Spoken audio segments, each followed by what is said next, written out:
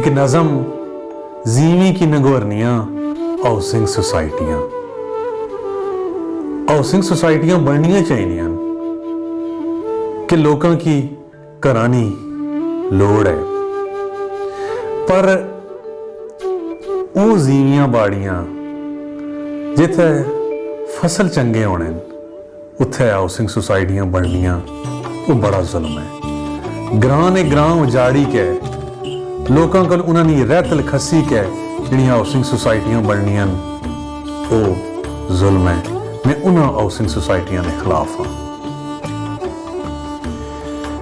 सावे बूटे कपड़े गशने, सावे बूटे कपड़े गशने, चोए कसियां अटने गशने, सावे बूटे कपड़े गशने, चोए कसियां अटने गशने।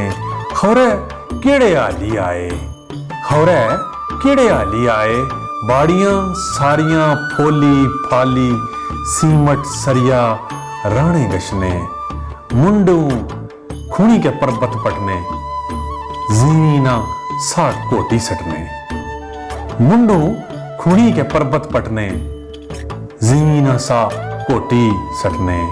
कुदर गए हो खुले मैरे, सावियां कणकां तै वो बैरे, कुदर गए हाय कुदर गए वो खुले मैरे, सावियां कणकां तै वो बैरे।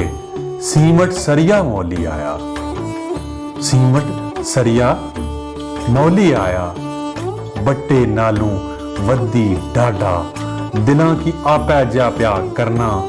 सोहणियों सोहणे कार ना सोचो, सोहणियों सोहणे कार ना सोचो, अपने हिस उठवार ना सोचो।